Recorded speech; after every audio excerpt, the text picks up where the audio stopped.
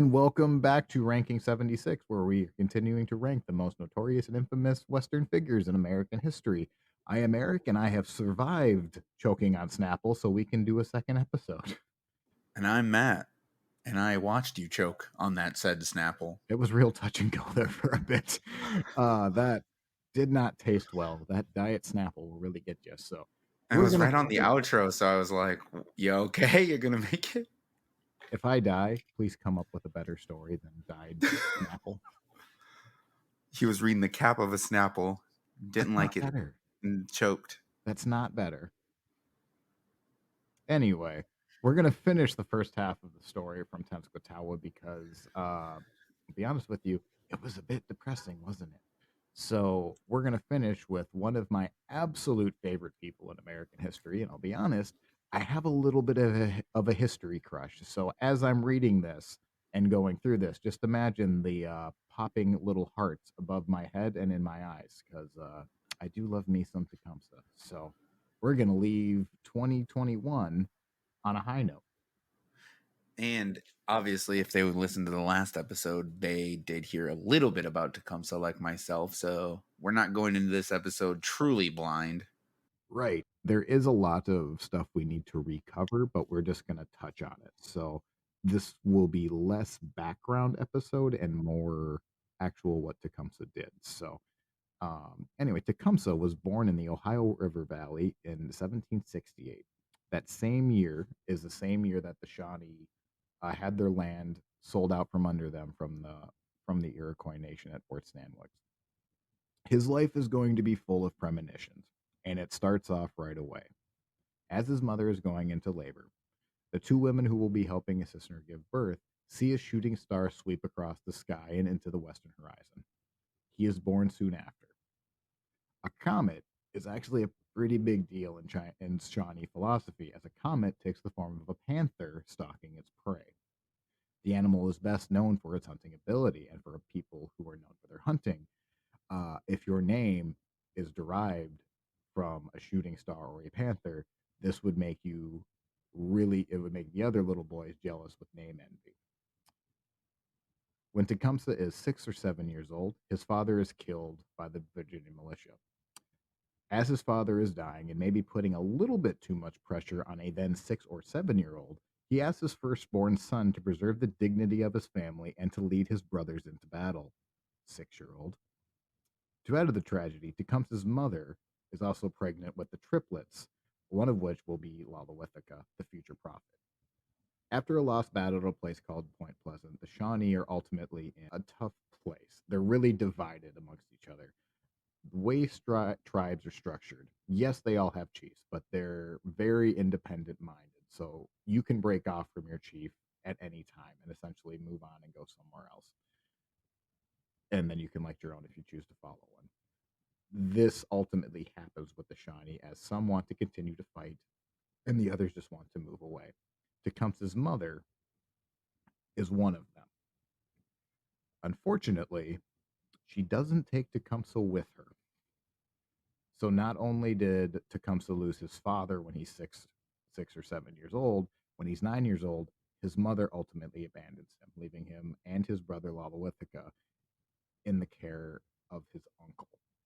Was there a reason for that, or It was just the divide. They didn't want to move out west, so she decided to just leave with another section of the tribe and just did not take but not bring her kids with? That's really weird to me. Now, I don't know enough to confidently answer why she left her sons, but I think it was because Tecumseh was this and Lalawithika were sons of a chief, that maybe they were being groomed. Oh, and because he was a chief, they might have been like, well, if you can leave, that's fine, but I'm keeping the Yes, kids. but he's like 9 years old, so he's still a boy, but he could be like the next generation coming up. Is all I can say. But yes, it seems very odd to me that she just left her child with an uncle. Now his uncle is a war chief, um, that we're going to spend the next couple minutes talking about. So And maybe that was just that thing back in the day, like leave the males with the males because they're warriors kind of thing. I would say if there is anyone from the Shawnee Nation that is listening to this right now, reach out. I'd love to know this answer. I couldn't find it. So if you understand how or why that was a common thing, or why that was a thing, please reach out. I'd love to know, but I just don't feel confident enough to answer that. So somebody inform me. So Tecumseh lives up to his really cool panther name and is apparently one hell of a hunter. When he is 16 years old, in one single hunting trip, he kills 16 buffalo with a single quiver of arrows. He is so good. And maybe we're starting to see Lalawithika beginning to drown in the shadow of his brother. Lalawithika and a friend actually challenge him to a hunt. They then say that they can kill just as many deer as Tecumseh. They set out over the weekend. Lalawithika and the friend come back with 3 deer apiece, feeling pretty good about themselves until they see Tecumseh, who comes back with 40. So they come back. Oh man, I could just see it. Dude, we each got three. There's no way. And then he has one for what, every freaking person in the tribe? I would like to think he carried them all back on his back at the same time, like He just probably muscle hustling, tied them all together, started a big chain, dragging it on the ground. right, and just pulling it with ease like it's a little red wagon. Right. It's like one of those handkerchiefs you pull out of your sleeve, it just keeps And just going get, and going and and here's going. another deer. You get a deer, and you get a deer. Oh, you brought 6? That's cute. That's real. That's adorable, guys. I also want to know how he killed them, if it was traps, or at what point do you start blaming the deer? That would be hilarious. He really just found like a little hole where they all died. Yeah, but like, can you? So if he is shooting them all, um, and you see a little deer massacre, and you're another deer, like maybe don't go there. I don't know. I don't want to blame too much blame on an animal, but Come read on. the room, deer. Read the room. After the colonists declare their independence, many alliances split on their allegiance. Tecumseh is too young to fight, but would have had memories of the constant fighting.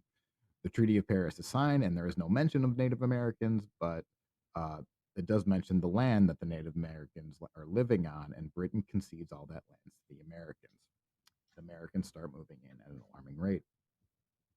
This is where the Shawnee and other tribes meet at the council at the Glades, which we talked about last episode. And this is also where this is the same time frame where the understanding between the British and the tribes are met. Little Turtles War begins in 1876. Tecumseh is still pretty young. He's 18. He's just turning into manhood. So Tecumseh is allowed to come fight, but he's just not old enough to start fight. During the lead up to a battle at Buchanan Station, Cheesecow, who was Tecumseh's uncle and mentor, tells his warriors that he has a dream that he would die the next attack at exactly at noon, that he would be hit with the bullet in the center of the forehead, and that he would told that no one would be allowed to wait for him. And if his dream is true, the Indians would be allowed to take the fort.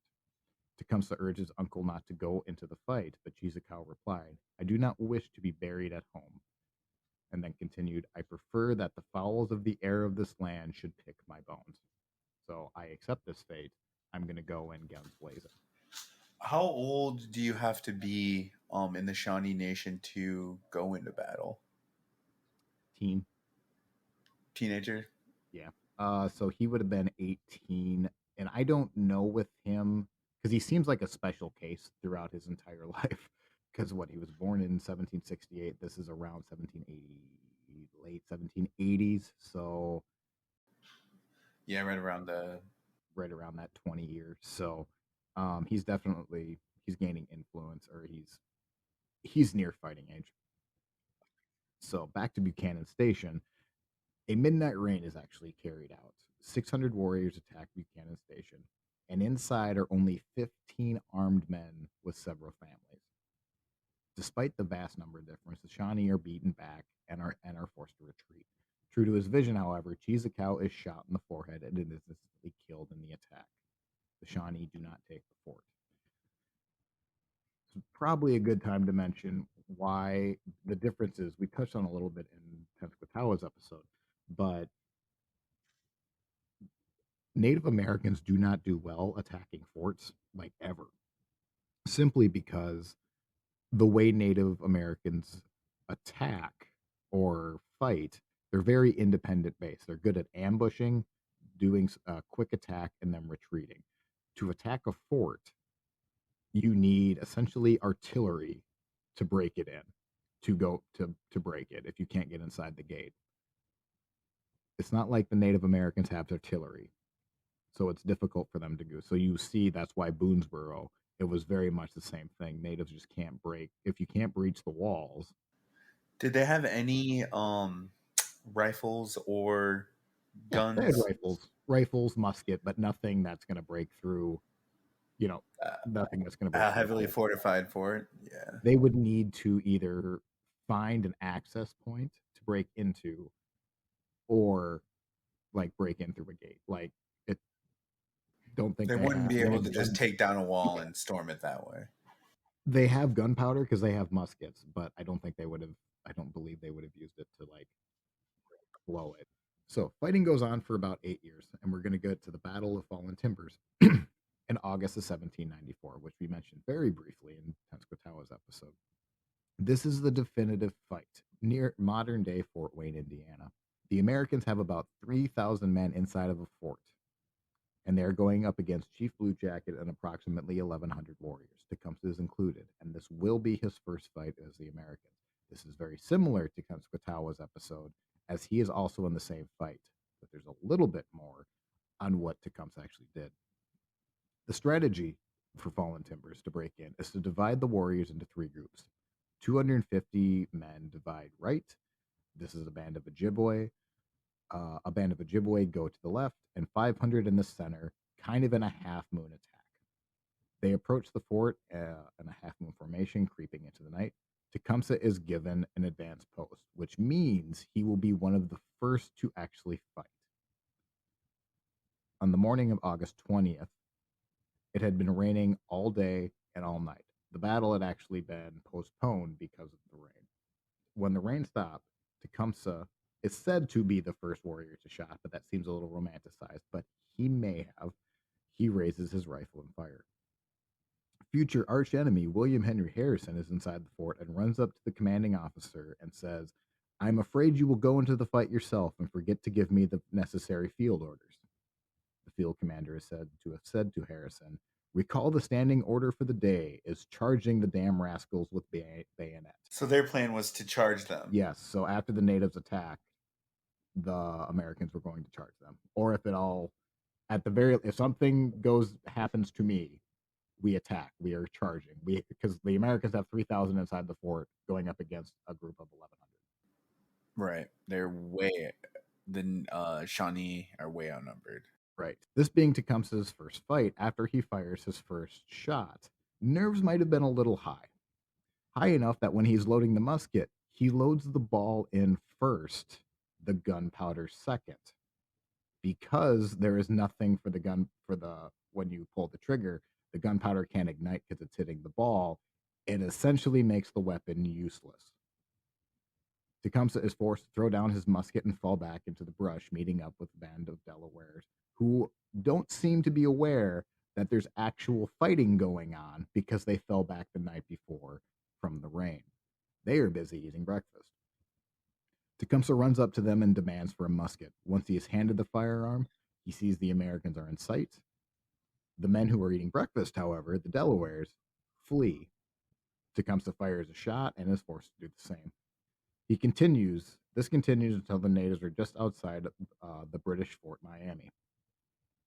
And if you remember from last episode, this is where the tribe, the Confederacy, goes up to the British fort. And they say, no, thank you. Sorry. Full occupancy. Why do you guys? Why are you here? We're not fighting the Americans. We don't want war. No, no, no, no. So that's crazy to me that they didn't hear anything. They were just chilling, eating breakfast. I mean, yeah. I don't know like the white noise that goes on outside of that, but I'm just going to assume they were a couple miles back. Oh, okay. I don't I was think there were thinking, I like was thinking like, in the tree line a little bit. Right, I don't think that would have been just blatantly obvious, like, "What? What bullet fire? Breakfast? Eggs. I don't hear anything." So after the natives are forced to scatter outside of Fort Miami, this of course strikes a major blow to the supposed alliance between the natives and the British. The loose confederacy of tribes soon negotiate a peace with the Americans. The peace is negotiated at the Treaty of Greenville. So we talked about this in Tenskwatawa's episode. The nine chiefs relinquish all but the northwestern territory of Ohio. The treaty allows the U.S. to build forts and trading posts on Indian land, and it also requires that the natives abandon their hunting and to farm exclusively. Tecumseh's tribe do not sign the treaty. However, they're still expected to follow the treaty itself. Was that just like a an expectation, or um did the tribes know that as well? The tribes would disagree with it, and then to be honest, like anyone who doesn't sign some like I don't think I can say it enough how independent these tribes are.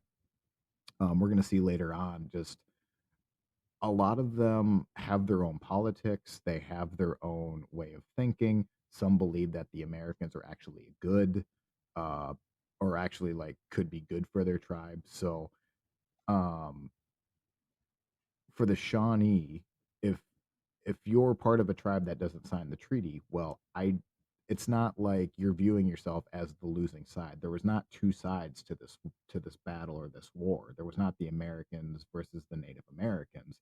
To the natives' eyes, it was the Americans versus the Delawares, the Potawatomis, the Shawnee, the name the tribe.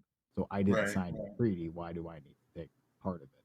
The Right. Americans see, well, we just defeated you in battle. These are the chiefs that said we can have this land. This is all the proof we need. Okay. So because some of them signed a treaty, the Americans were like, "Okay, we're good." Yes. Which makes sense if you're actually looking at like the American side of this. And how When you like win a war, battles would usually end. You're right. If whoever yeah, wins the war, when you win a war, so like when if the US would fight France and beat France, we beat all of France. We didn't just beat Paris. We didn't just beat the county. We didn't just beat, this one little section. We beat all of France. right? So these are the people, these are the leaders that So they were just under the assumption that that was pretty much the same thing. But in Native Americans' eyes, because their tribes were so different, they saw it different. the second part is true. I would say the Americans knew that each tribe was independent. They weren't going to go for it, but it didn't matter. Right, They had, because they right, wanted the land. right. They wanted the land, which is what we talked about. So, um, again, they're able to establish trading posts. We went into last episode just how much of a disaster that was for Native Americans. That the Americans were essentially trying to make them sedentary people who would basically force them into debt that they could only sell land back to the U.S. It was the only way to get out of their debt. So, not a high point. After the Treaty of Greenville is signed, Tecumseh is rapidly gaining influence as he develops into manhood and his thoughts begin to mature.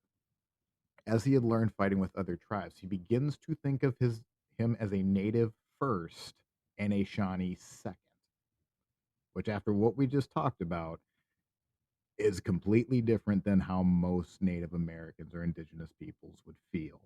He is a native first and a Shawnee second. Very much how today we are Americans first and a New Yorker second or a South Dakotan second. It's it's a different way of thinking than most would. And he was definitely in the minority of thinking. Correct. He hated the thought that one native trying to be able to sell another's land, only looking out for one tribe was going to be the doom for the rest of all of the tribes. He begins to have these thoughts of maybe even forming a singular native nation, not dissimilar from the new American nation that is still developing itself. Tecumseh may have been a difficult person to get to know. He was very much of an idealist and really has no times for feelings or how you feel about anything. In a brief way to put it, he's kind of a prick. He would reject many women simply because he did not wish to be burdened with a woman. He does so, in fact, when he is younger, he's living with a band of Chickamauga, and he possibly takes on his first wife and possibly has a child. However, he simply abandons the child when the fighting moves on. Now, you can say his mother did it to him. This is probably like A similar situation. cultural thing. 1796, he takes a Shawnee woman to be his wife named Mamata. His brother, Tenskwatawa, now Lalawithica, would describe her as, quote, perhaps not the most handsomest nor the most agreeable lady in the world. So, So he didn't you like know, her. didn't seem like she was a looker. They Okay. do have a son. Mamata died shortly after birth. Tecumseh is not particularly impressed with his new son, as later in life, after all of the fighting we're about to cover, he would say that his skin, that he is too fair like a white man.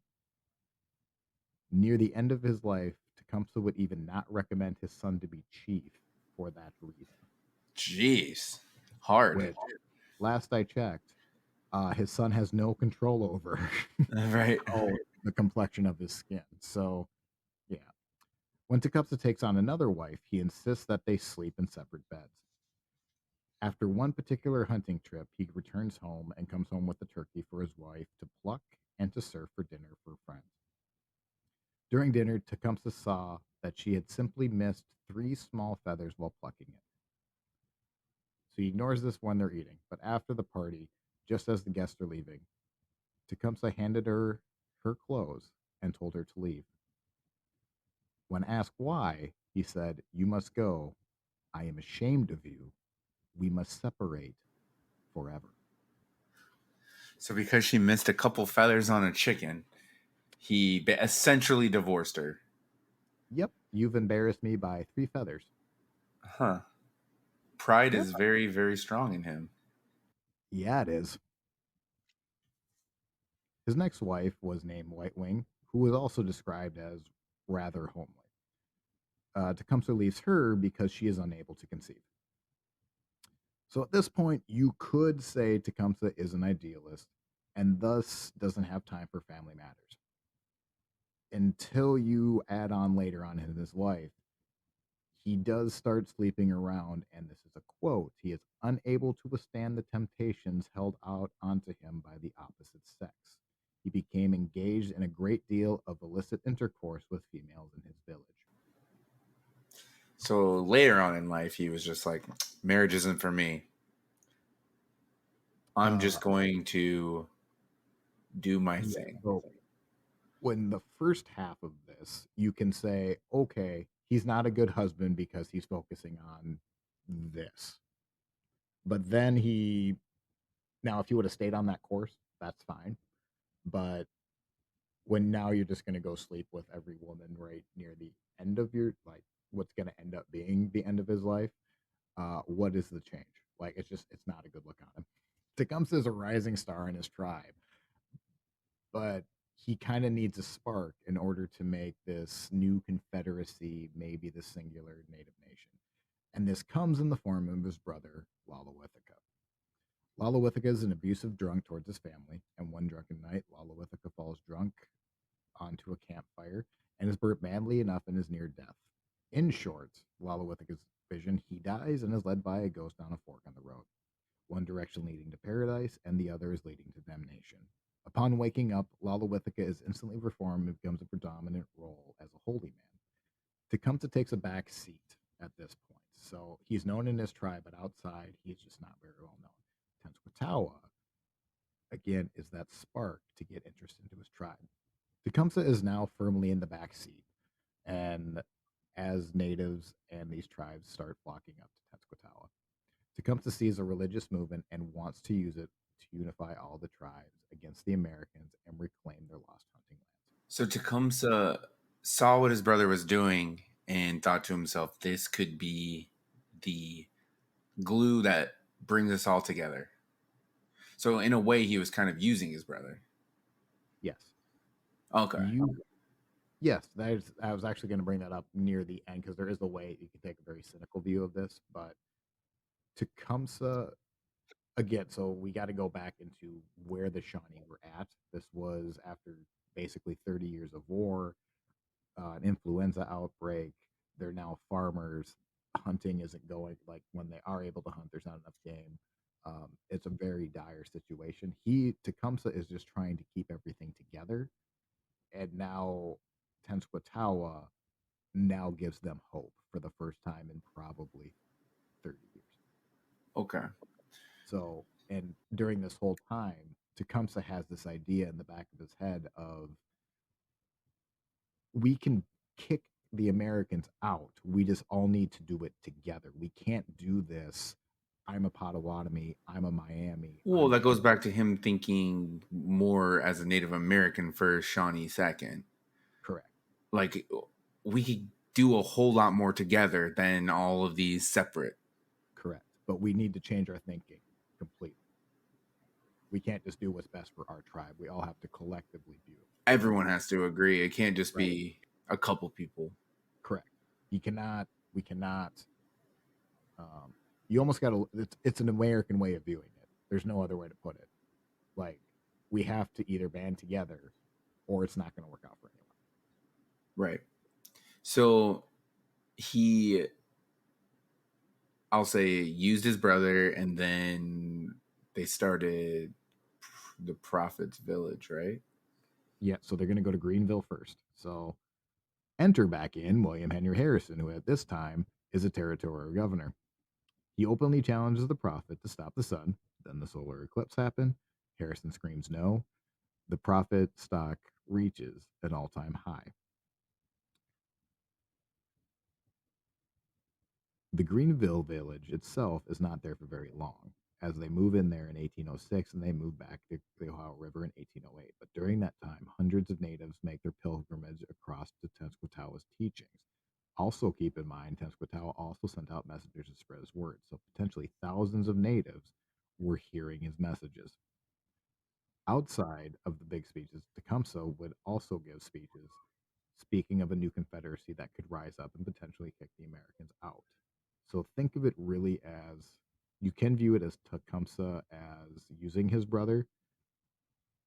At least initially, it is a teamwork because you have Tenskwatawa preaching, we can do this if we swear out the Americans. And then you have Tecumseh right after saying, well, we need to band together to kick them out. This is how we're going to do it. This is the idea. This is the plan. Kind of Was thing. Tecumseh kind of in the background then, since he Yeah. wasn't as well known? So he was kind of, I don't want to say pulling the strings, but he was kind of in the background making sure that this stuff was happening. He wasn't controlling anyone, but he was making the speeches after. So it was very much like think of it as very like I don't want to say a 1-2 punch, but it's Tenskwatawa has the hope. Tenskwatawa has the soul of it, and Tecumseh has the plan. This Right. is So he the would be like, "We can do this," and then Tecumseh would come on and be like, "Here's how we're going to do this." this is how we're going to do Right. it. So when they moved back across the Ohio River in 1808, it's actually a strategic reason to doing this. Not only are resources of the land completely stripped from having all of these Native Americans enter your village, but it's more centrally located for Native tribes to have easier access to the profit. And it's also just behind the treaty line, so Americans are not as able to look on. This is also where Harrison is making his land deals, where he becomes just a little bit land grabby, and the Fort Wayne Treaty is signed. Do you remember the 2 cents an acre versus $2 an acre? That whole meeting, right? That's what we're talking about. This is really the treaty that the straw that broke the camel's back. Now they had been getting screwed on a lot of deals. This is the one that angers them the most. This is the one that angers them the most. Well, yeah, they wanted $2, or they're supposed to get $2, and they got 2 cents. Right. Well, it's not even that. It was the selective picking. It was the shady negotiating tactics. It was, and really, it's just this wasn't the first treaty that was signed.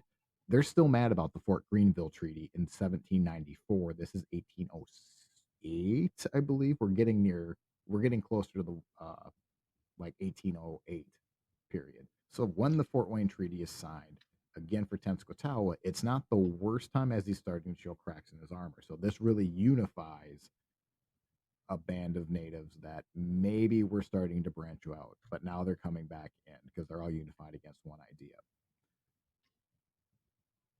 The natives believe that the treaty is an affront to the great spirit that they call the Master of Life, who they will be giving land to the Indians, who had given the land for the Indians for exclusive use. The chiefs who signed the agreement were all condemned. Now tribes start to band together, and if you squint really hard, you might even call them a confederacy.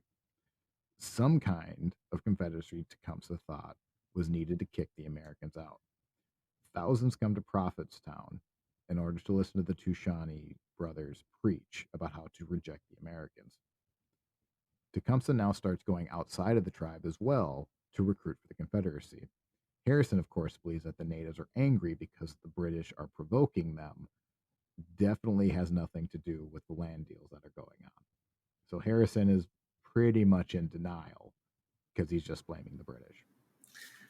Doesn't do you think that, or do you think he knows? He's just pretending like it's something else to help him sleep better at night. I I don't know. You can make an argument either way. I think there is nothing.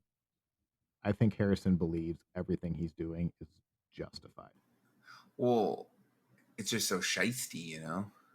I don't think he also believes he did anything wrong. I negotiated with Native Americans for their land. They signed the deal. They gave their signature or their mark. This is a legitimate deal. I have done nothing wrong. I think would be his stance. And in fact, we're about to go into it. That was the stance. I do believe there's a little bit of blinders on in him. There might be a little bit of denial, but I do think he does believe that Britain is poking the Native Americans into a fight.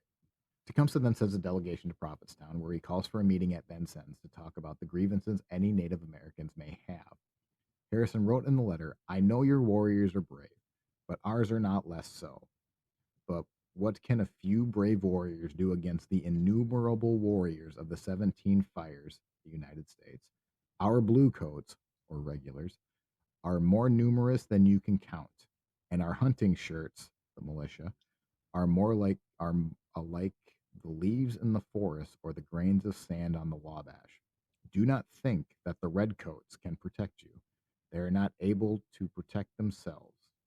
They do not think of what they do not think of going to war with us. If they did, in a few moons you would see our flags wave over the forts of Canada. In that same letter, Harrison also sends a man named William Wells, a man who's familiar to both Tecumseh and Tenskwatawa.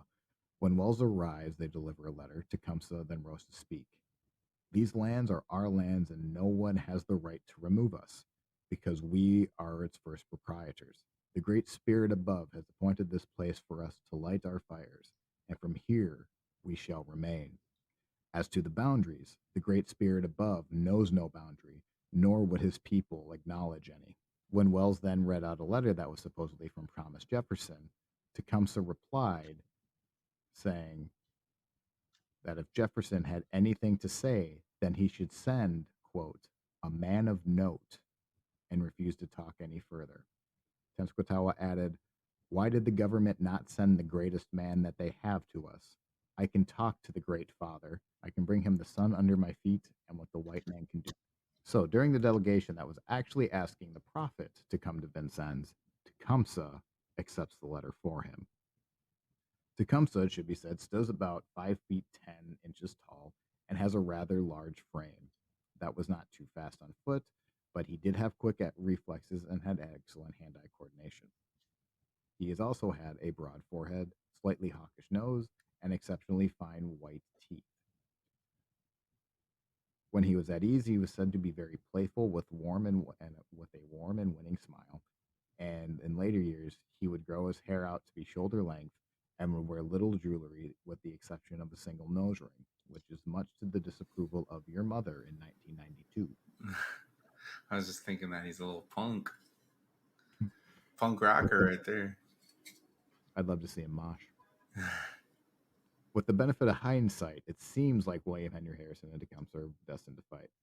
The both of them had the complete opposite view of the other in terms of the land and what would happen long term.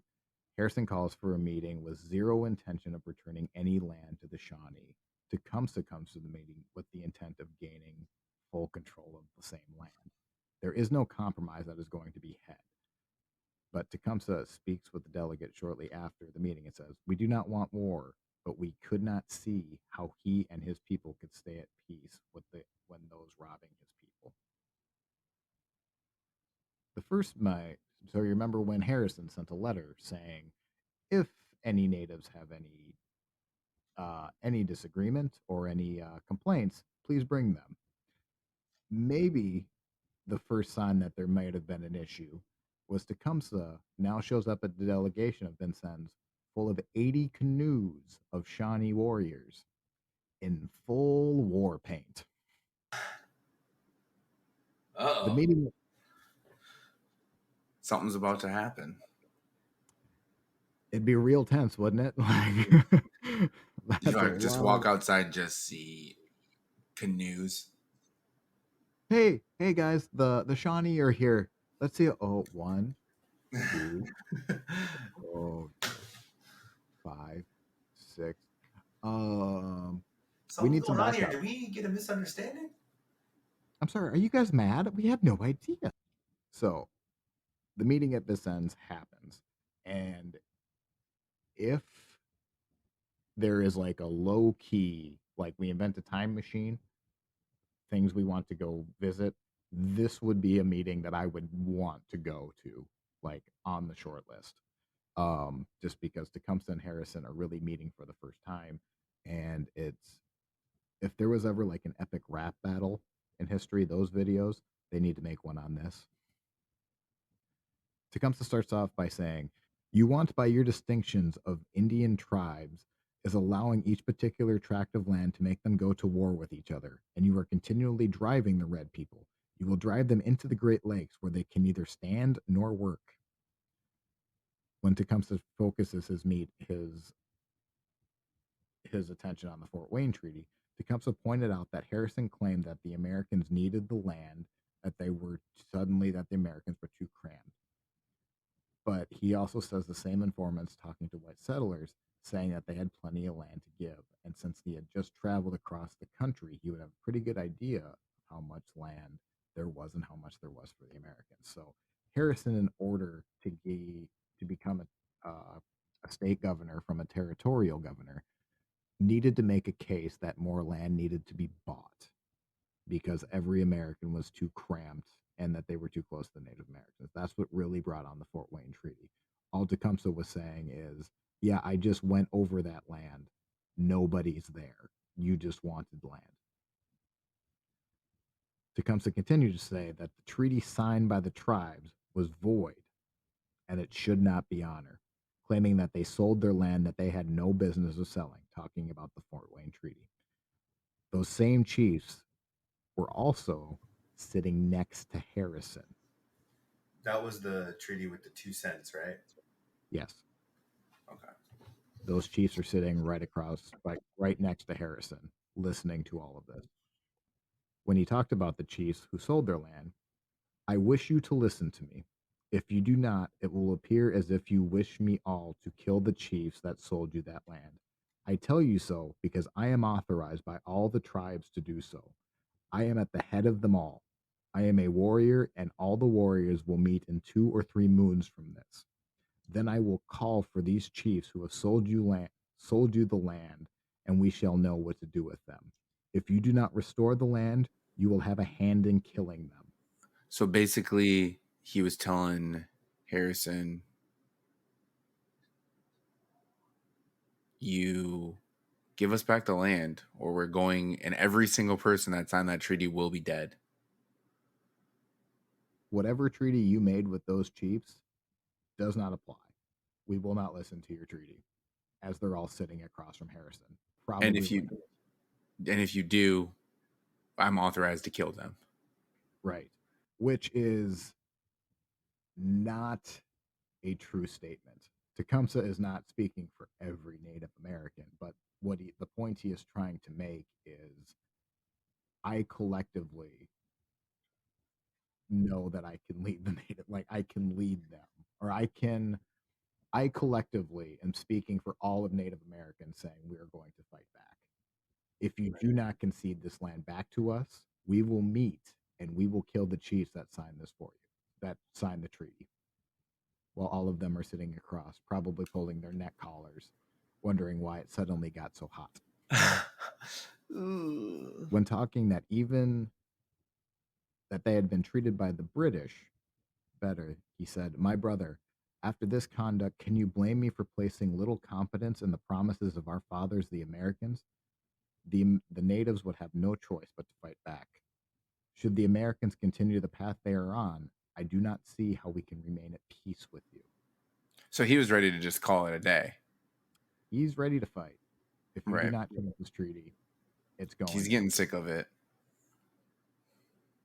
It was Harrison's turn to speak, and he tells Tecumseh that the government had not treated the Shawnee dishonestly or unjustly. Harrison then correctly pointed out that the Shawnee were technically sitting on Miami land and had no claim to the land they were on. A fact that is true, factually true, however misleading, because the Shawnee were actually invited by a Miami chief to use that land. This is Harrison. The natives were not just one nation, nor they had owned any land in common. Had the Great Spirit not given them different tongues? Basically saying you can work independently. Like you can't tell other nations what to do. The Great Spirit gave you different tongues, like different languages to speak. Therefore, they can negotiate whatever they would like. As Harrison says this, Tecumseh stands up. His warriors did the same with their hands on their war clubs. Tecumseh spoke with, quote, great vehemence and anger, and called Harrison a liar. Harrison ends the meeting for day one. Sometime after, Tecumseh, realizing that his outburst did no good, actually sends an apology to Harrison, and the next day the meeting resumed. The next day, after Tecumseh speaks with Harrison and asks if the surveyors running the new purchase of land would be safe. So Harrison needs to prospect the land that he just bought from the Fort Wayne Treaty and ask if they would be safe. He then continued to talk about the annuities the chief and the tribes had promised from the previous deal. If you remember from Tenskwatawa's episode, part of the deal that Harrison struck was that the tribes that signed the treaty were giving annual annuities. Tecumseh stood firm. The Indians simply wanted their land, not annuities. Harrison repeated that the land was bought fairly and it would be defended if it was needed to. However, Harrison would send his concerns to the president. Now, both realize that a fight is inevitable, but don't want the fight to exactly start here. The Shawnee expectation is that the Treaty of Fort Wayne was to be rescinded or the natives would band together and fight. Harrison repeated again that the land would not be returned, but would again send his concerns to the president. Tecumseh replied, as the great chief is to determine this matter, I hope the Great Spirit will put some sense into his head and induce him to direct you to give up this land. It is true, he is so far off. He will not be injured by the war. He may sit in his town and drink his wine, whilst you and I will have to fight it out. In other words, go ahead and tell Jefferson. It's you and me that are going to have to do the fight. Right. I mean, go ahead and tell Pop, but I mean, It's not going to change here. right. You're the one here, right? Mm-hmm. Jefferson's not the one that's going to get punched in the face. He's going to sit in his wine and sit and drink his wine. Harrison would later write a letter about Tecumseh shortly after the meeting. With implicit obedience with respect which his followers of Tecumseh pay him is really astonishing, and more than any other circumstance bespeaks him as one of the most uncommon geniuses that sprang up occasionally to produce them revolutions and overturn and establish the order of things. If it were not for the vicinity of the United States, he would, perhaps, be the founder of an empire that would rival in glory of that of Mexico or Peru. No difficulties deter him. His activity and industry supply the want of letters. For 4 years, he has been a constant motion. You see him today on the Wabash, and in short time you hear him on the shores of Lake Erie or Michigan, or on the banks of the Mississippi River. And wherever he goes, he makes an impression favorable to his purposes, which is a really astonishing letter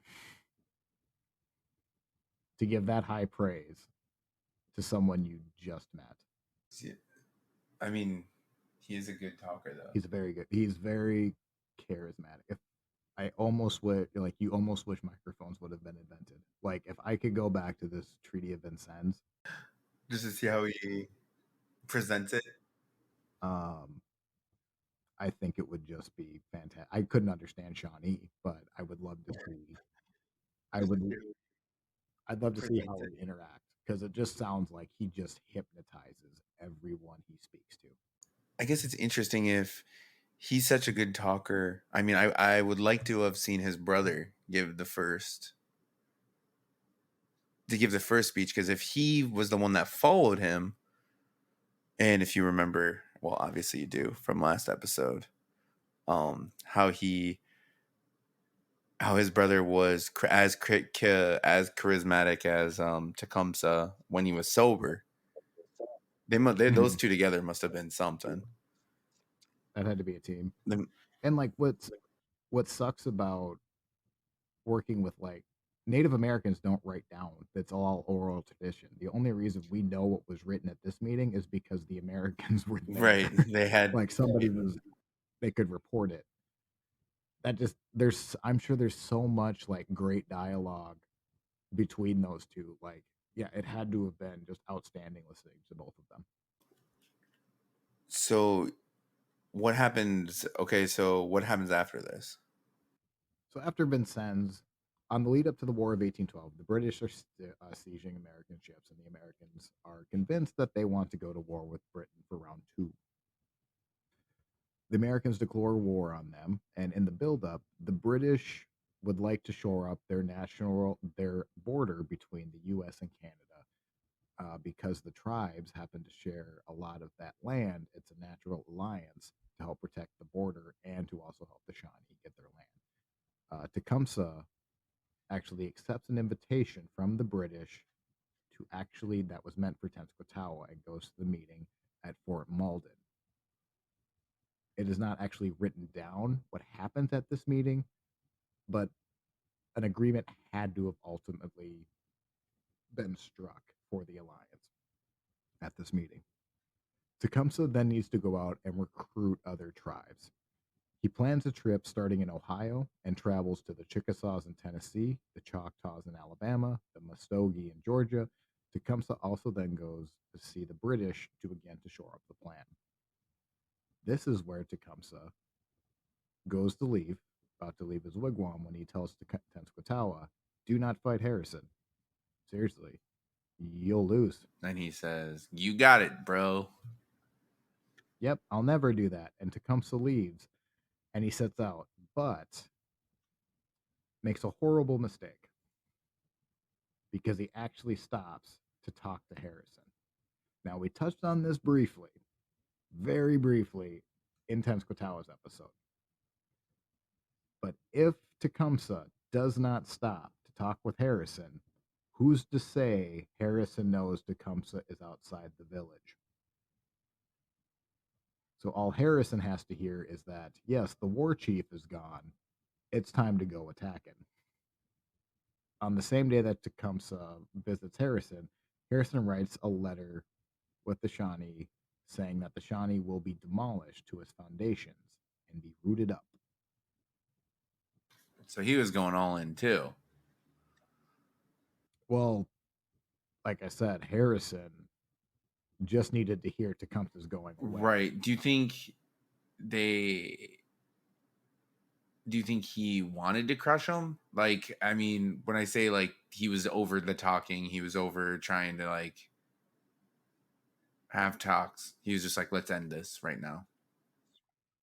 I think he saw a major because like half the time, like if you when you talk about war, we have the benefit of hindsight where if we would have known this X army was in this dire state of this dire condition, we would have attacked them right then and there. But we don't know that. So we didn't know the proper time to attack because we can look back at that after. Tecumseh just told Harrison. It would be no different if what's a good example here? If George Washington would have told the British commander that I'm going to go leave for a little bit. Okay, bye. By the way, here's where my army is. Here's where the I rest of won't the be army there, is. but you're I good. won't be there. But yeah, so see you later, okay? Like it's that level of, if I'm being honest, it's a really stupid move. Like you're all but pushing Harrison out the door. Why did he do that? Do you think he just didn't expect him to do anything? I don't have a good answer for you, but I think it was maybe he thought Harrison wouldn't attack right away, or I don't understand why you visit him to begin with. I really don't. Like, To tell him that you're leaving? yeah, like it's It essentially that seems a was bit it. strange. Because he says like, yeah, I'm going to go form a confederacy, which by the way is already going to send an alarm bell on. By the way, I'm going to go recruit more tribes to my confederacy, but don't worry, we're peaceful. We're united in peace. I wonder if he was trying to intimidate and he just didn't expect the response that he got. I don't think so because it's not like he ever had the numbers. There's a reason he's going on this recruitment tour. It's because he needs the numbers to back up the Oh British. yeah, so he would have known, Harrison would have known that he didn't have the numbers to back it up. And clearly he doesn't. And since they just spent 2 weeks sizing each other up at Vincennes, Harrison understands the type of man that he's going up against, or at least verbally. So I wonder if that's why he, as soon as he heard him say I'm leaving, he's like, now that he's gone, we can actually end this. He saw an opportunity and he took it. So I know we spent a fair amount of Tenskwatawa's episode on him making a really stupid move to fight Harrison, but Tecumseh kind of pushed Harrison outside the door. Right. I mean, it was his brother. That's kind of interesting that they both kind of made an error. Like Tecumseh pushed him out the door, and his brother Well, maybe pushed out the jumped door. on it. I shouldn't say pushed out the door. He left the door wide open. Right. Well, he gave Harrison the Yes. keys. He said, "I'm leaving. Here's my keys in case you need to Right. get in." It's a blunder. Like there's no other way. It's an absolute mistake. Which is interesting because up to this point, I feel like Tecumseh has been pretty strong-willed. Like, pretty doesn't really make mistakes. So, Yeah, he hmm. is he doesn't make many mistakes. This absolutely is one of them. And it's It's huge. a lot of consequences. So I still stand by Tenskwatawa's rating because even with Harrison barreling down, you don't fight, you just leave. Harrison's going to burn the village anyway. You just run. So the village from last episode, we know the village gets destroyed. Does Tecumseh come back then? That's just when we basically stop. That's really when the prophet like loses his influence. So there was no reason to talk about Tenskwatawa after, but it really is half of the story because the second half, I mean, if we're being honest, this whole story is Tecumseh's story. Tenskwatawa just plays a major role. Right. So Tecumseh starts his world tour of the South, which was supposedly for a band of peace. He starts in Tennessee, and Tecumseh spoke to let the white man perish. They seize your land, they corrupt your women, they trample your bones of your dead. Hence they came back upon the trail of blood. They must then be driven back to the great warrior whose cursed waves brought them here to our shores.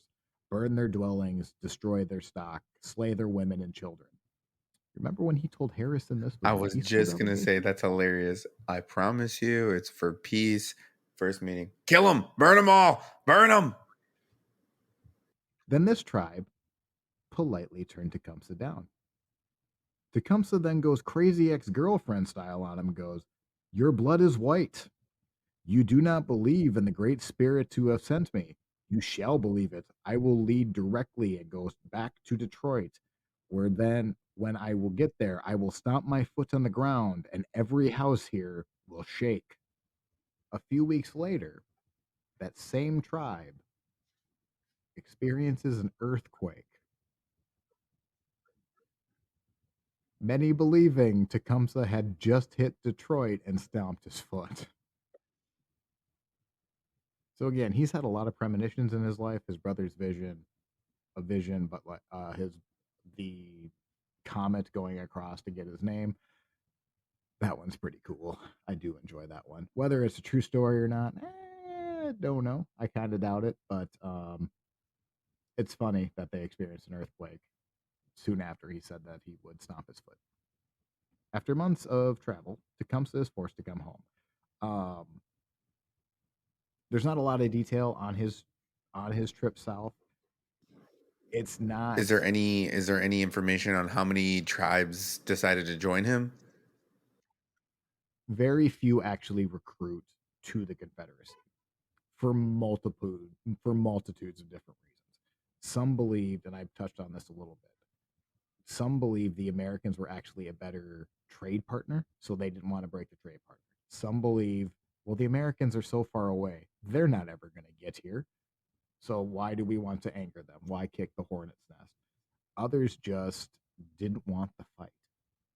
So again, you're speaking with essentially different nations. You're talking with France one day, you're talking with Egypt the next. I mean, you're just talking with And everyone has different different, reasons as to why they don't. yeah, but none of them are really seeing the big picture as Tecumseh is seeing it as, guys, if we don't band together, they're going to take everything. It does not matter what your relation is now. If we do not band together, it doesn't matter. It's over. So anyway, after months of travel, Tecumseh is forced to go home. So when Tecumseh comes back, remember his warning to his brother, do not engage Harrison. Well, there was a fight, and a pretty decisive one at that. Prophetstown is burnt to the ground. Tecumseh shakes his brother in anger, but does not ultimately keep ties for him. But for now, a very motivated Tecumseh sets out again to gather not only the forces that were lost in the battle, but also to recruit a few more. Again, it's not as successful as you would like to see it. If this was a movie script, you would see a lot more unity. It just simply doesn't happen. During this time, this is where the Americans declare war on Britain, and the War of 1812 officially began. The British and Shawnee, the Shawnee may not have their Grand Confederacy, but it will have to do for now. But right now, the Confederacy that does happen, that isn't significant, it's a few thousand warriors. But they also have the Confederacy plus the weight of the British Empire. This is a major force to deal with. One of the first battle of war Tecumseh sees is just on the western coast of Lake Erie and the Canadian border called Brownstown. The target is a supply line that leads to Fort Detroit. Capturing Fort Detroit is a big deal because it is right on the banks of Lake Erie, which if you control Lake Erie, you can control basically the Great Lakes. And since the British have, I don't know, a pretty good navy at this point, this would be great to have for supply lines and to control the area. After scouting the area for a couple of days, Tecumseh knows he is outnumbered, approximately 5-1. The American forces mix about 200. Tecumseh has about 24 men. Jeez. So it's not looking good for him. He identifies a weak point and hides his warriors in a thick brush of cornfields, giving them orders to fire at the men on horseback first, which would be the high ranking officers, knowing the U.S. military needed the men to give the orders. And if they were dead, the army would not be as organized and be able to do an effective strategy. The commander in charge, who is named Van Horn, is unaware of the native presence. Musket fire opens up. Van Horn orders a retreat. The militiamen, likely who have never engaged in an organized retreat, just scatter. Tecumseh's men of 24 chase away and cause 18 deaths, 12 wounded, and 70 missing in action. That's pretty good, but they got the element of surprise. And Yes, I mean, when you make enough noise, right? it's the strategy he needed to use. Well, when the muskets started firing, they don't know how many men are out there. It could be 1,000. Correct. Right. Well, that was just it. It was he's very smart. We're about to learn. Sometime in one of the meetings, Tecumseh finds his BFF, a man named General Isaac Brock. Brock is an aggressive young general who is sympathetic to Tecumseh's cause. He is then willing to also push for a potential united native state. Brock would write of Tecumseh. The Shawnee chief Tecumseh, brother of the prophet, who for the last 2 years has carried on, contrary to reminiscences, than active warfare against the United States. A more sagacious nor gallant warrior does not, I believe, exist. He was in the admiration of everyone who conversed with him. From a life of dissipation, he is not only to become, in every respect, ambidextrous, but a warlike prevailed to all his nation and many of the other tribes of his who will follow his example. They appear determined to continue the contest until they obtain the Ohio for their boundary. The United States government is accused, and I believe justly, on having corrupted a few dissolute characters, whom they pretend to be considered chiefs, and for whom they contradict engagements and concluded treaties, which they have attempted to impose on the whole Indian race. So Brock, in 1812, is saying what we're saying today, is he understands the United States picked their own chiefs to deal with and left everyone else in the wind, and Tecumseh is fighting that. I do want to point that out because I think people want to say it was of the time and Harrison may have done nothing wrong. Someone in the time period is saying what we're saying today. Yes. The two seem to really take a liking to each other. They even seem to have a very similar battle philosophy. One of the key to the forts was Fort Detroit. Again, as I said, a siege is planned, and Tecumseh is so impressed by it with Brock, he is said to have exclaimed, "This is a man." So a siege is set for Fort Detroit. Sieges historically take a long time.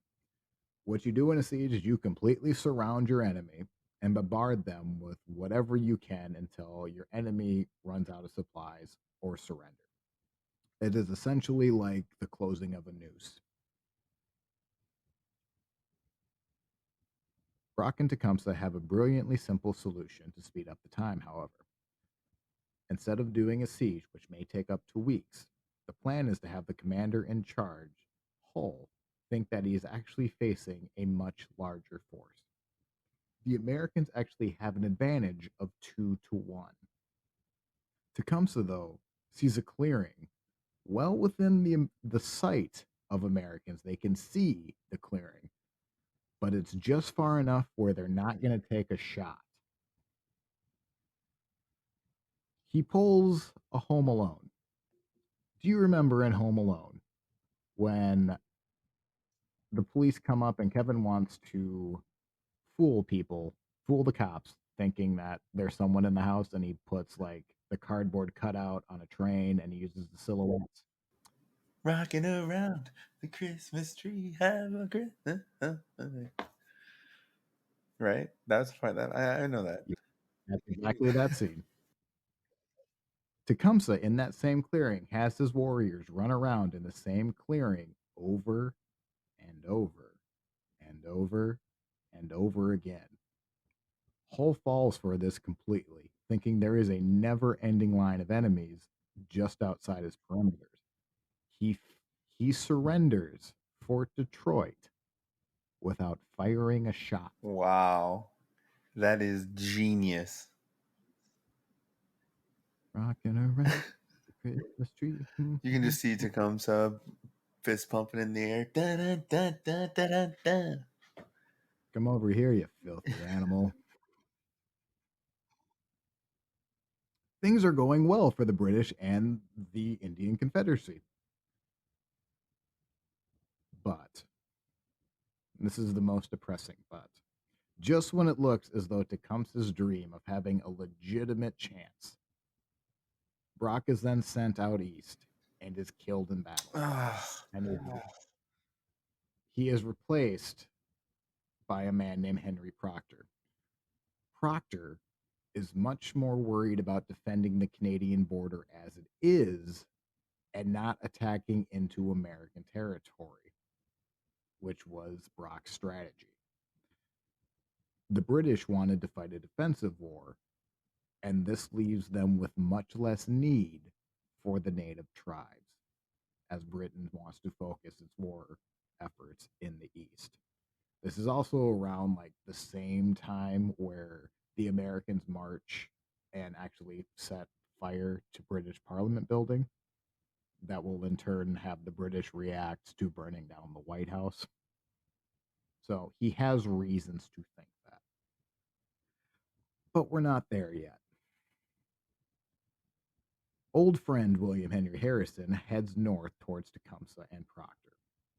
Harrison lays camp and builds Fort Meigs. Harrison is on the offensive, sending his troops to engage the British and the natives near Frenchtown. The result was the worst American casualty so far in the war, as 500 plus prisoners are taken into the war or taken in prisoner. So Harrison sends troops, 500 are captured. By When the leading the British. American by the British. Okay. Yep. When leading the American POWs, some men would whip the Americans who would not keep pace. They would also rob and kill the injured. Tecumseh, who had left long before the end of the battle, finds out and actually confronts Proctor, asking, "Why would you allow such a thing?" When Proctor responds, "Your natives are impossible to control."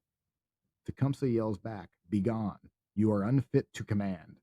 Go and put on your petticoats." Oof, he did not like Proctor, huh? Did not like Proctor. I mean, that's interesting though that he saw that they were being, abused, and he said, "Why are you doing that?" Right. Let me act. I was going to save this because there is. I'm going to leave a gap in my notes. So, Tecumseh, it was a hard place to put this in the narrative. So, we may as well just talk about it here since you brought it up. There's a couple of stories of Tecumseh confronting anyone about the torture of warriors or POWs. Once you're fighting, when you're fighting, right? But once it's over, it's done. We're not going to torture. We're not going to antagonize. It's done. The battle is over.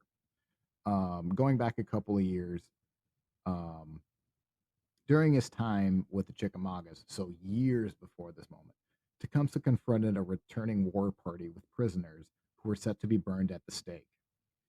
He first asked them to consider committing an act unworthy to brave men because all they had done is just surrender. So instead of burning at the stake, why are we punishing them? When that failed, he asked them to reconsider the monetary loss. There would be no ransom for these prisoners. When that didn't work, Tecumseh pulls out his pistol and shoots a man in the head in order to save a man from being burdened at the stake. Wow, so he actually killed someone that was on his side.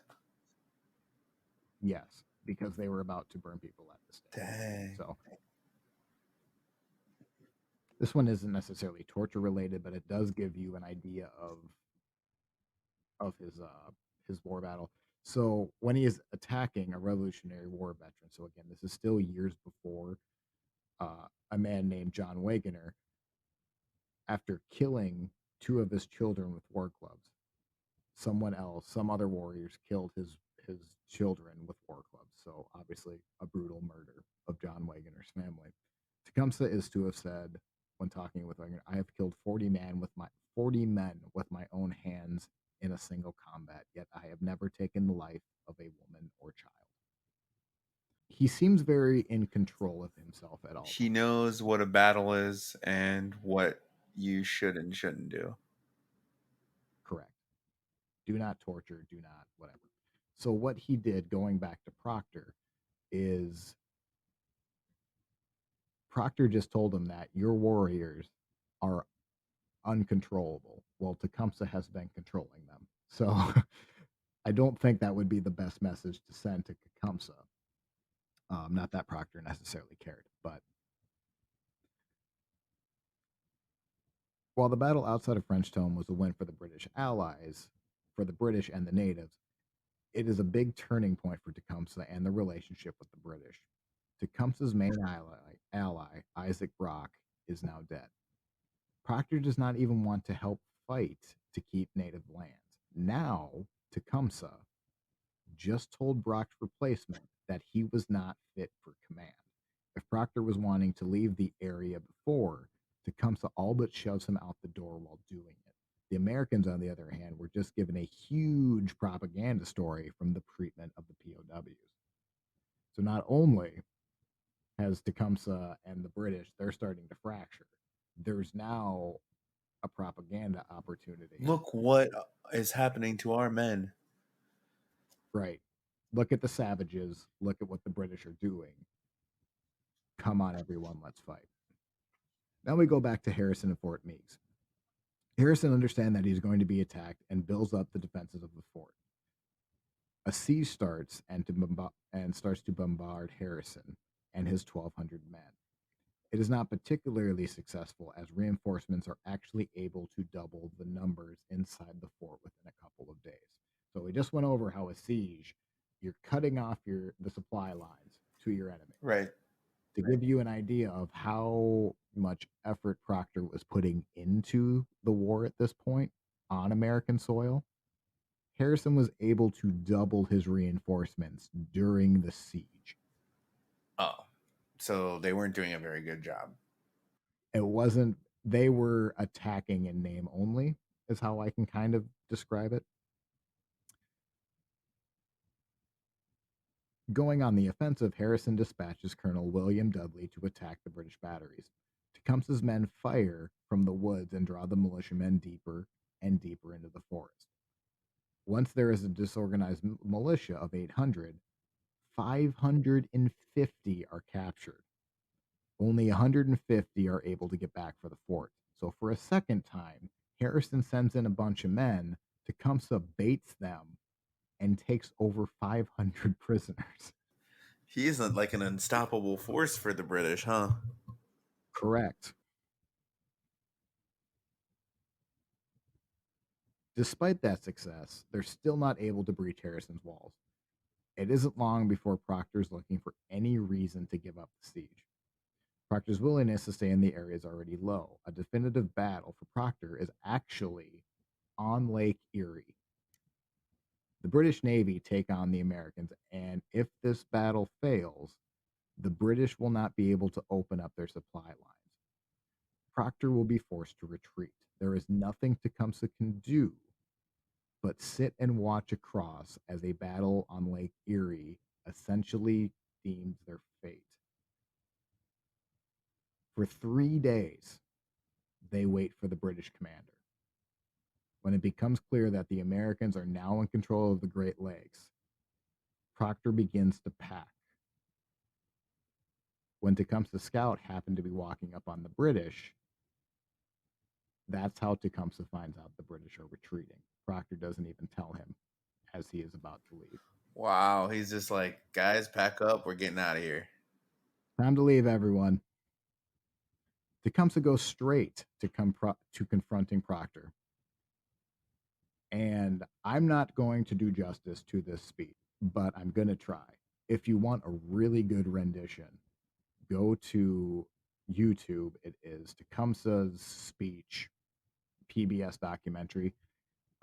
This is maybe this is one of my favorite speeches of all time. So I'm going to try to do this justice. But Tecumseh comes in obviously angry, talking to Proctor. He runs up and he goes, "Listen, father, we are much astonished to see you tying up and preparing to run the other way. You always told us to remain here and to take care of our lands, and it made our hearts glad to hear that this was your wish. But now you see, but now we see you drawing back like a fat animal, running off with its tail between its legs. Listen, father, the Americans have not yet defeated us on dry land. We therefore wish to remain and face our enemy should they make an appearance. Father, you have the arms and ammunition to which the great father sent his red children. If you have any idea of going away, give them to us so that we may go and wait, so that you may go and wait for us.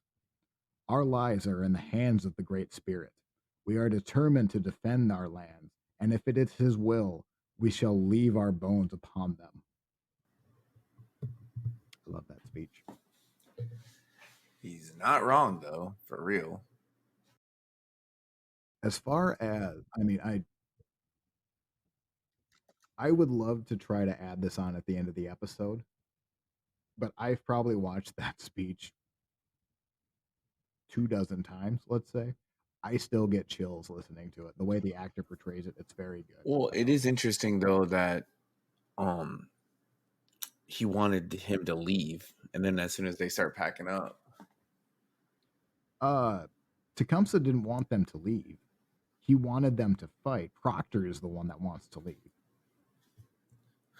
oh, I guess I had thought Tecumseh was sick of him and was like, "Get out of here! You're in no fit to No, lead." Tecumseh's irritated because he had an ally in Brock that said, "I will fight for you," and now Proctor is saying, "I only care about the Canadian border." Right. Let's switch from offense to defense. Right. And since we're switching to defense, the British really don't need the natives anymore or their Confederacy. Right. Hmm. Proctor still orders this receipt. Tecumseh begrudgingly follows it around, mainly because he doesn't have another choice. He is still pleading with the British to stand and fight, and they're getting closer to the Canadian border. After a couple of weeks of waiting around through the marshland, they come up to a section of the Thames River, and little did they know that William Henry Harrison was actually within 2 miles tracking them. A battle soon takes place as the two armies finally meet up. The battle begins. Harrison's force double the British. The British are in full-on retreat mode and do not even have earthworks in place. There is literally no defenses. They're fighting in a marshland, but they are essentially facing each other. Tecumseh's men are all in hiding on the side, ready to fire when Harrison's men attack. So you got to picture a big battlefield, clear marshland in the center, and then Tecumseh's on the side. They're just waiting for Harrison to come up for them to attack. Harrison charges his cavalry. The natives fire, but ultimately are unsuccessful in stopping the cavalry. This single advance is enough to break the British line, and the British abandon Tecumseh and his warriors completely. The natives are ultimately trapped, and there are too many Americans to fend off. A musket ball hits Tecumseh in the chest, lodging in his heart. 2 or 3 more shots hit him, and he is likely dead before he even hits the ground. When word gets out that Tecumseh is dead, the natives in battle, quote, "give their loudest yells I've ever heard from human beings," and with that ended the fight. The next morning, Harrison wanted actual proof that Tecumseh had been shot and killed in battle, and he wants to confirm himself. Harrison is disgusted to find that the body is nearly unrecognizable.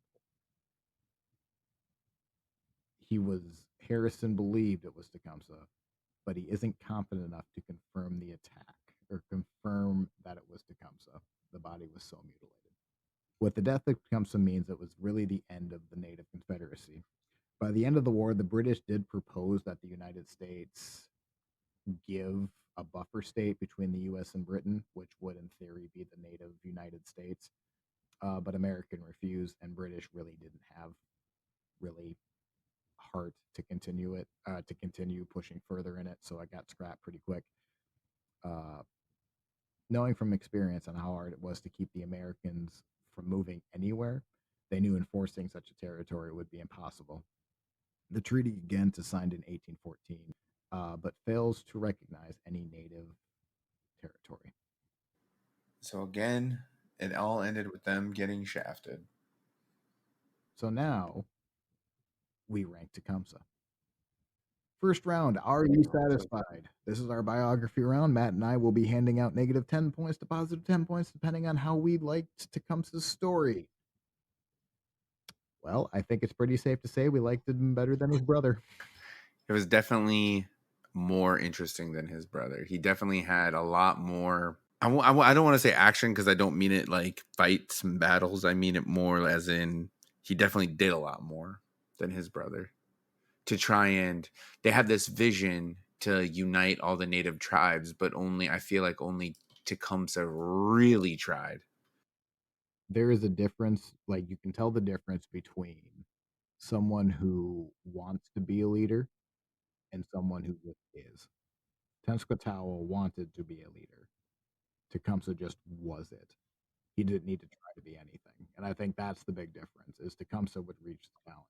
And I think like I am convinced if you just switch the roles between William Henry Harrison and Tecumseh, Tecumseh would have been president.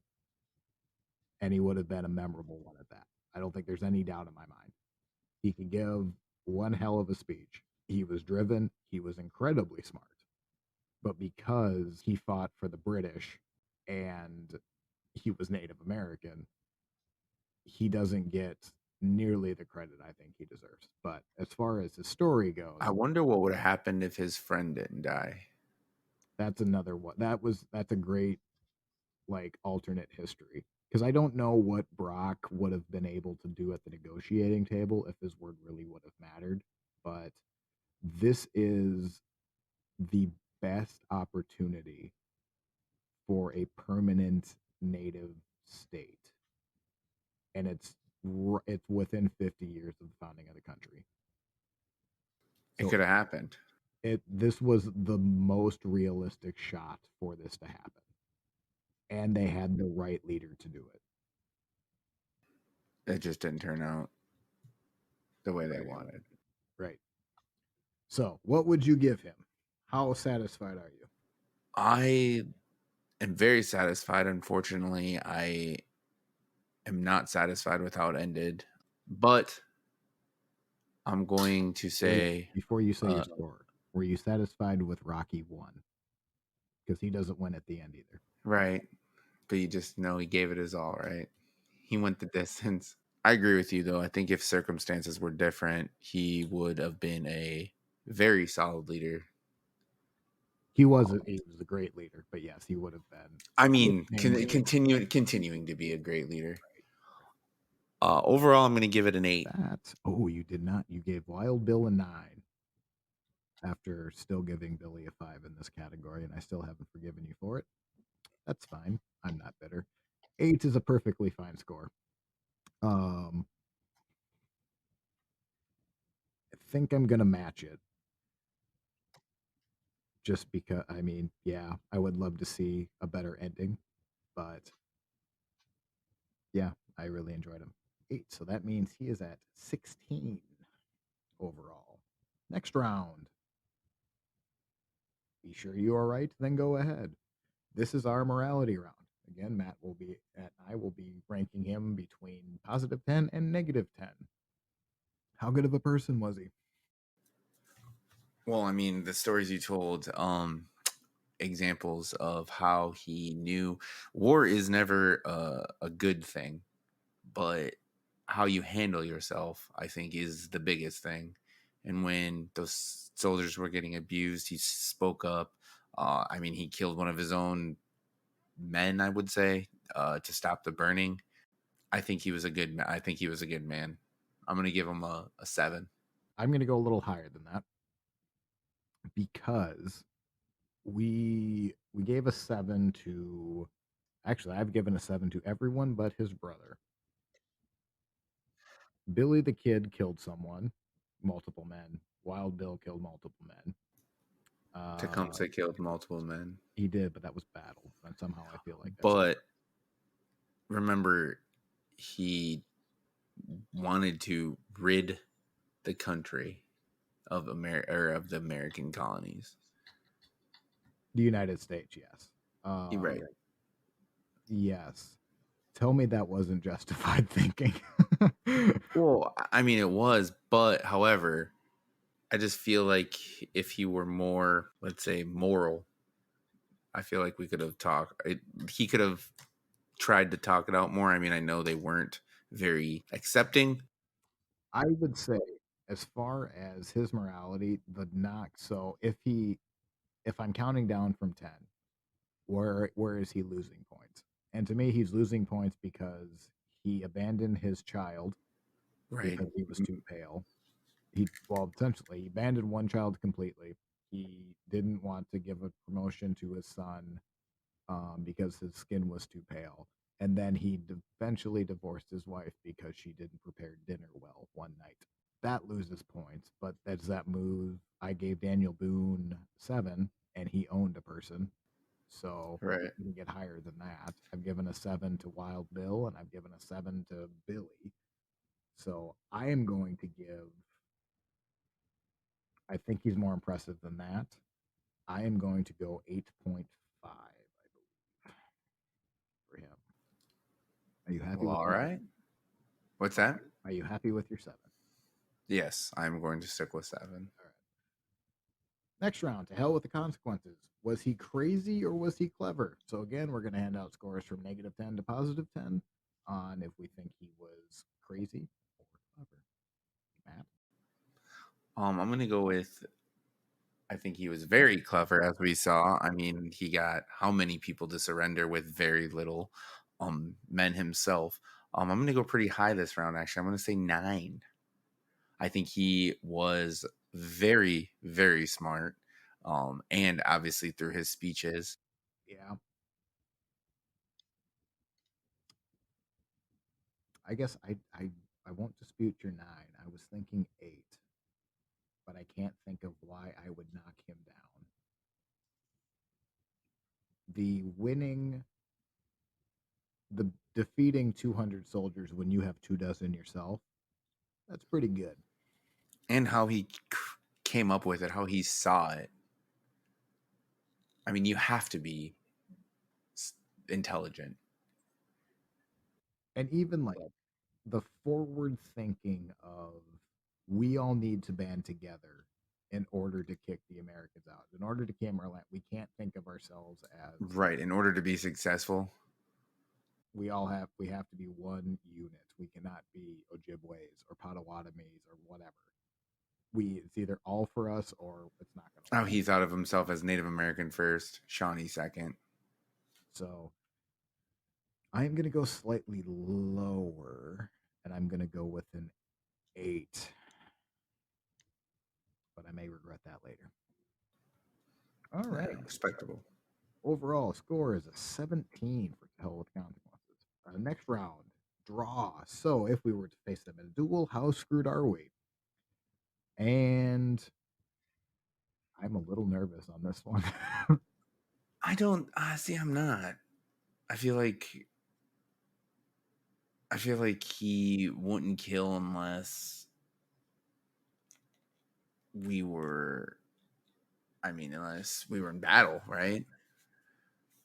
Or doing something crazy, If we angered him and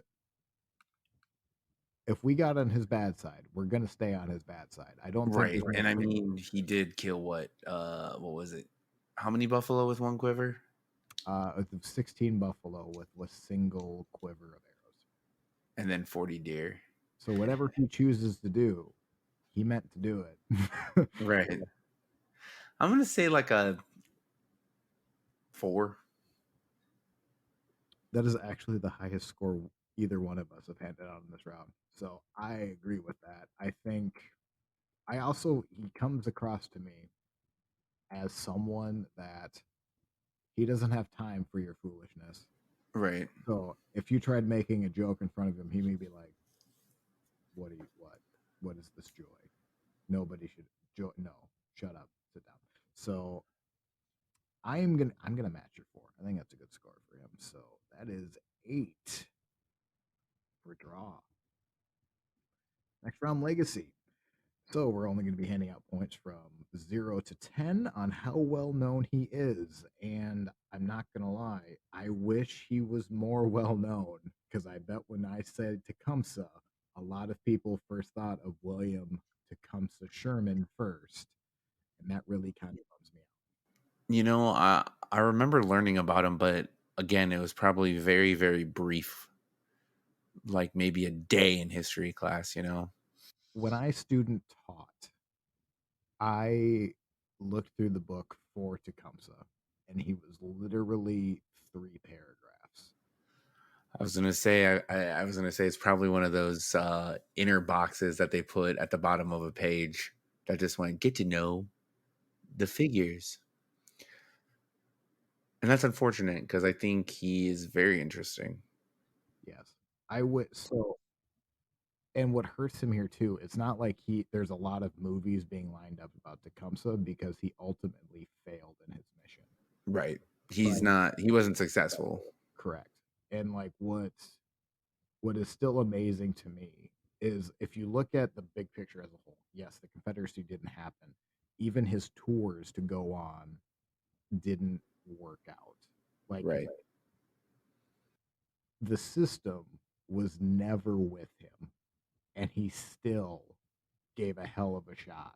Like it was still became he still gave it a go, and he got farther than anyone likely would have gotten in his positions, sheerly off of his genius and his fortitude and his planning. But he seems, as far as like how name recognition go, if we're just even talking about Native Americans, it still feels like he's second tier. People still know Sitting Bull better. They likely know Chief Joseph better. Uh, there's just other bigger names, even with Native Americans. And I, not no offense to Sitting Bull, like I or any other Native American, he should be more well known than he is. What would your score be? I want to give him a high score. If I have 5 people I really like to talk about in American history, it's Ulysses S. Grant, it's George Washington, it's Franklin Roosevelt, and it's Tecumseh. You have 3 heavyweights or 2 heavyweights, U.S. Grant, who should be a bigger deal, and then him. I want to give him an 8 or a 9, but he's not, unfortunately. I think to me, he's a. I'm gonna give him a 7, but that is me wanting him to be higher. See, I was gonna go much, much lower. I was thinking like 4, because I just feel like he isn't talked about. There isn't much on him. You know what I mean? There's In a lot history on. classes, There's there's a lot on him, but right.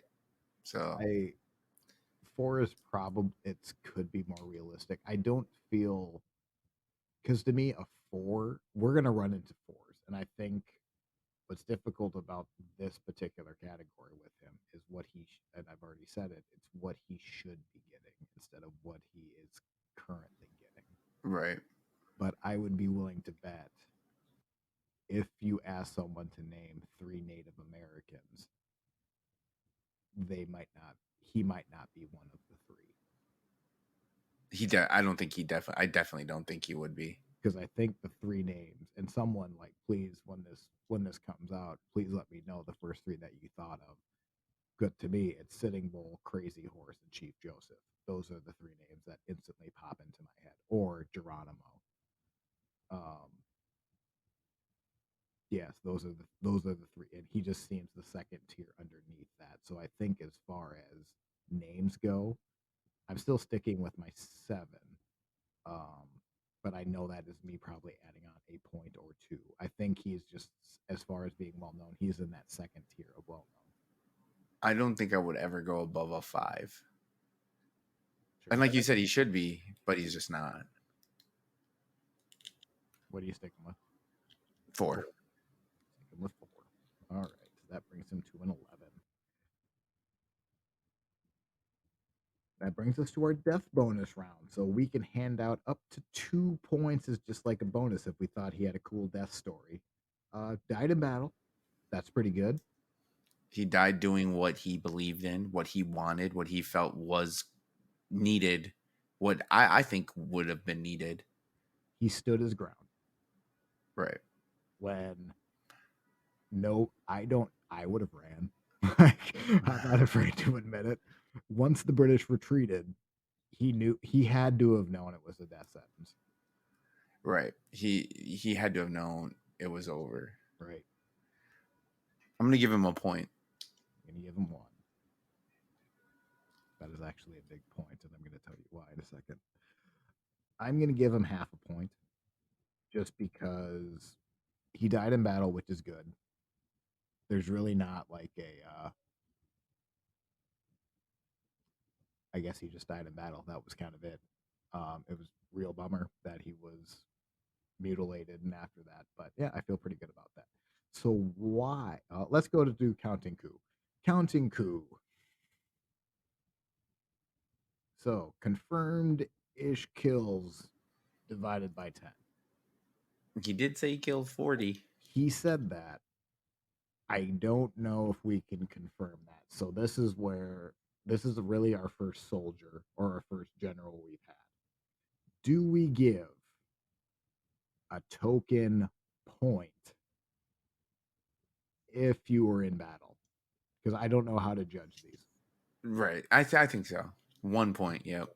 Okay, we're gonna give him 1 point, or we're gonna give him credit for 10 deaths, which is going to be uh, 0.1 is what that ends up being. So, why that your 1 point was a big point is because Tecumseh's total score now is 69.1. Billy was our leader, and he was at 68.1. Tecumseh is now the overall points leader. Yeah. Good for him. I'm You sure there'll be people that are close, if not go over. possibly. Also, if he ends up being the highest score here, I wouldn't be sad about it. So, I do want to add in one more thing. So, I'm not a big conspiracy guy. I'm not a big curse guy, but there is something known as the Curse of Tippecanoe. Do you know much about William Henry Harrison outside of what I just told you? No, I do not. If you know I do not. William Henry Harrison, if you are outside of the US, William Henry Harrison is noteworthy as president because essentially he spoke too long when it was raining. He got a cold and he died 30 days into his presidency. That's What right. His makes that his speech was interesting, like 4 hours or something, wasn't it? real long. So if you know his name, you basically know him for dying and having the shortest reign. The Curse of Tippecanoe, also known as Tecumseh's Curse, is a little weird because we'll go into that in a second. Harrison is elected in 1840. He dies 30 days later.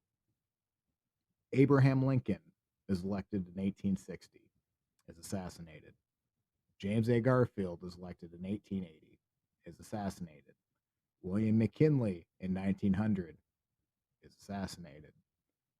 Warren G. Harding in 1920 dies of a heart attack. Franklin Roosevelt, elected in 1940, dies of a brain hemorrhage. John Kennedy in 1960, assassinated. If you even want to continue it, Ronald Reagan, not in this term, was had an assassination attempt in 1980. Then that says George Bush on here. Long story short, every 20 years since Harrison, who fought Tecumseh, who was said to have put a curse on Harrison. Every 20 years, that president ended up being dead by the end of the term. That's crazy. That's interesting. That's an interesting little theory. What's weird is you would think it's the Curse of Tippecanoe, which you would think the curse would be put on by Tenskwatawa because he was the religious man and also the one that fought at Tippecanoe or Prophetstown. But it's credited to Tecumseh, but just know it's also known as the 20-year curse or the zero curse. But just really interesting that something that happened when Harrison died in 1840 actually every 20 years was a spiral. So again, not a big conspiracy guy. Thought that was really fun to talk about. So now is my favorite part where we have to draft him. I gotta find my coin. Matt, tell him what we're doing while I find this coin again. We are going to be drafting, and Eric will be finding a coin with tails as Mount Rushmore, and heads is the face of someone. 50 And cents for yeah, beer in 1960. for a beer in 1960. So whoever I will call it, and then if I win, I can choose to draft him or pass, and Eric can choose to draft him or pass, which then he will go into the free agents, which we can pick up after we draft our full team if we so choose. Eric, are you ready? What's up? What deal do I have to make so that I None. don't have to flip this coin? Go ahead and flip that coin. If I give, Take your chances, sir. what if, so there's no trade? Nope, Trade none. out. Yet because I'm calling Tails Never Fails. Mount Rushmore. It is. I win. It is Tails. I definitely win. It is actually this. Okay. I do. So Eric will get to choose if he wants to draft yes, Tecumseh. yes. And on that note, Eric has added Tecumseh to his team, bringing his team total to 2. Nope, because I drafted William Boone. Oh, yes. And I have on my team Wild Bill. Wild Bill. But you could draft Tenskwatawa. He's still out there. So that brings my team to 2. Eric's to 3. 3. I have Billy the Kid, Daniel Boone, and Tecumseh. So I think because I'm starting to pull ahead on figures, I think for the next couple of episodes, we're just going to give Matt first pick until we either got even or I'm just one ahead, just so there's at least I don't want to win 20 coin flips in a row. And also, I have Billy the Kid and Tecumseh, so feeling pretty good. And once we each reach 20, the figures will start going into the free agent pool.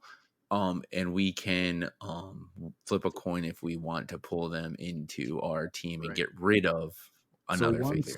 Once we have a full roster, in order to add anyone else to our roster, you would have to drop it. So your fantasy football team, your fantasy whatever team you listen to, those rules are in effect. So I have 3, so I have 17 more slots, and Matt has 19 more slots. So yeah.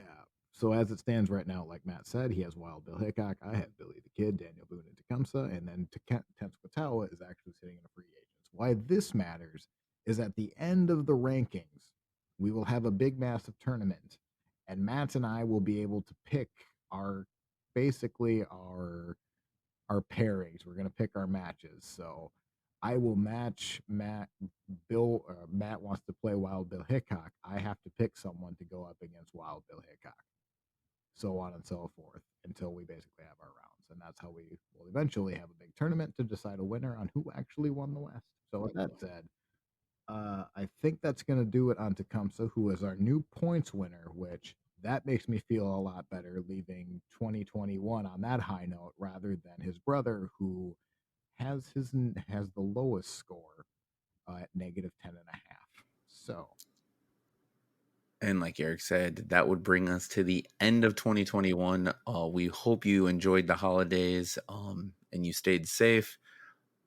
Again, we do have a Facebook page, Ranking 76, the American West podcast. Go ahead and like our group, join it, and we will for sure accept you. And then we have an email, ranking76pod@gmail.com. We'd love to hear from you. Love to hear any criticism um, or any positive things you have to say. We also have an Instagram page, Ranking 76 Podcast. And as always, give us a like, subscribe, leave us a comment. It would help us out a lot. Thank you to all the listeners that have listened so far. We hope you enjoy it. We have many episodes to go. And as always, I'm Matt. Not Eric. And we will see you next year.